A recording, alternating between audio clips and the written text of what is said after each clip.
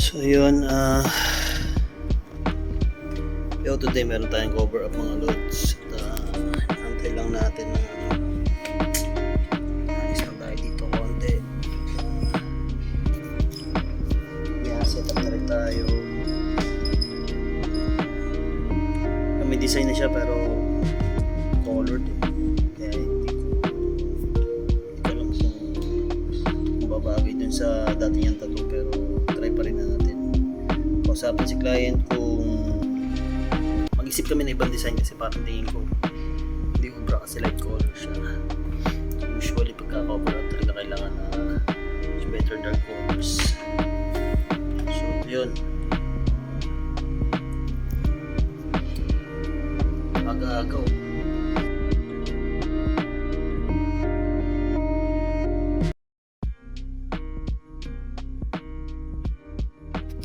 Nandito ulit tayo. Lumabas lang tayo para meron lang tayong ginawa sa labas. Ayun, mamaya magse-set up na rin tayo. So ayan pa rin tatakpan namin mga loads at hindi ko maintindihan yung isang design pero hindi ko na tinanong mga loads. Pero mukhang kaya naman takpan mga loads. So set up muna tayo mga lodi at habang inaantay natin client syempre. Tara samahan niyo ako mga loads.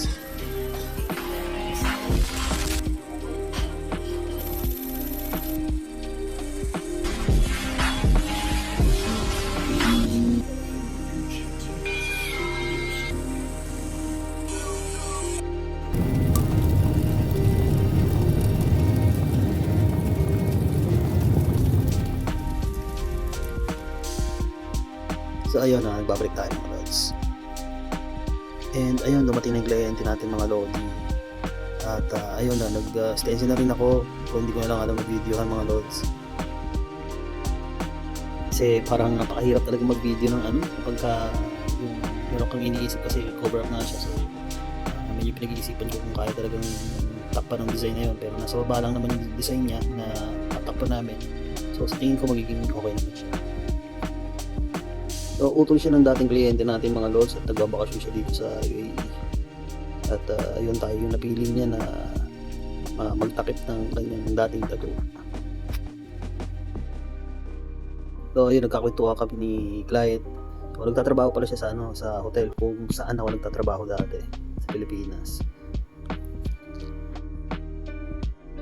Sensya na mga lods kung nakatalikod yung videos ko kasi hirap pagka walang walang cameraman.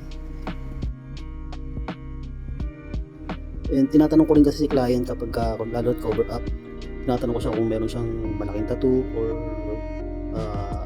medium size na tattoo kasi pagka cover up kasi talagang asahan mo matagal na gawaan yan. And syempre tatanungin natin kung naka-experience na siya ng malaking tattoo. Pero kasi puro minimal tattoo lang pala yung nasa katawan niya. So pinaniwala ko na lang sa kanya na hindi biro yung cover up. And yung nagpapa-cover up kasi minsan nagtatanong sa akin kapag cover up daw yung lang yung gusto nilang ipa-cover up, pero hindi po kasi talaga susunod yung gano'n dahil may mga design kasi na na kailangan ilalagay mo sa dark side. So ang mangyayari dyan, lalaki yung design niya. So yung ipantatakip, lalaki siya. So syempre binabagayan din ng ginagawa ng design, customized design. So hindi lang basta-basta yung tatakpa mo na sabihin mo tatakpan mo. Kasi possible na lumitaw pa rin yung yung dating tattoo. Lalo na pagka mga light colors yung gagawin.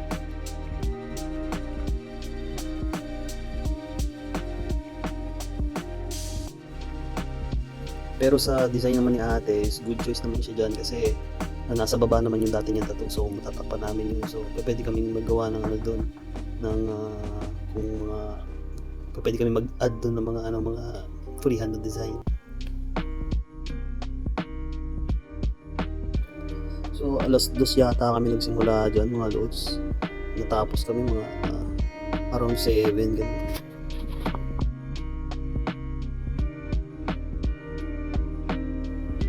And ayun sa baba kung nakikita nyo, naglagay tayo ng parang mga leaves doon, mga dahon-dahon ng mga laurel. para kahit paano medyo may dating naman yung nasa baba niya.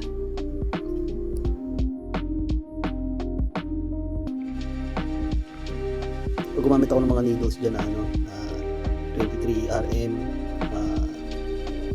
7 RM, and meron pa akong nag-ground shader din ako dyan sa mga sunod-sunod din.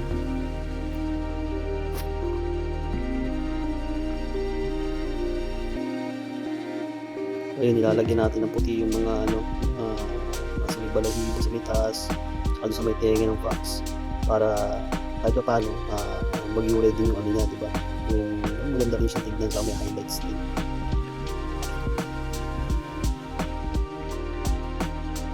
Hindi nga lang expected ni ate na magiging ganyan yung kalaki yung design niya, kasi pagdating nila dito sa shop, saka ko na lang sa kanila piniliwanag, kasi mahirap yung papaliwanag ka sa chat lang, so mas maganda talaga yung nakikita ng artist yung papakover up.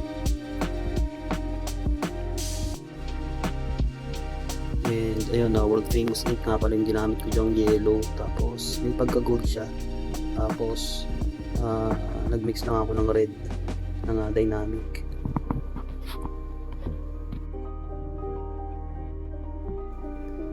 And gumawa ako ng ano, ng kulay green para doon sa may parang may pagka dark niya ng konti, yung parang kasi nilalaro ko lang rin yung kulay, so doon ko na sa needle nilalaro.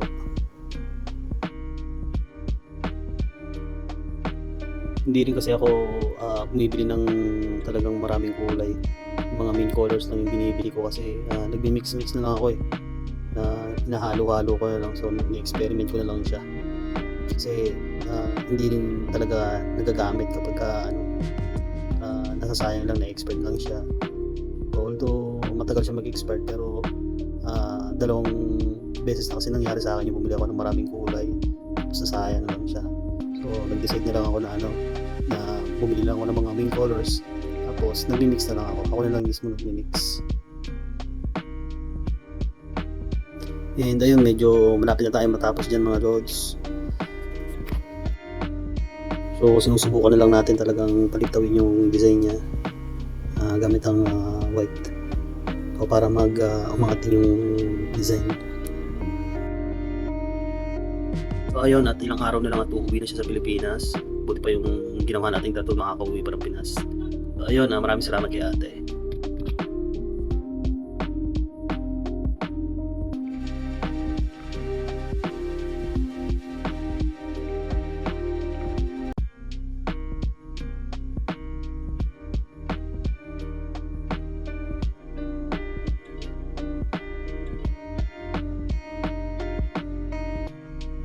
Ayun, at nakatapos na naman tayo sa isang session mga lods, at naka-survive naman si ate. At so sa mga gusto po yung videos ko, pa-follow naman po ako, pa-subscribe naman po ako, at bell button na rin po para updated kayo sa mga videos. And ayun, pa-follow na rin po ako sa Facebook page ko, One Day Ink. So ayun, maraming salamat po, kita-kits po tayo.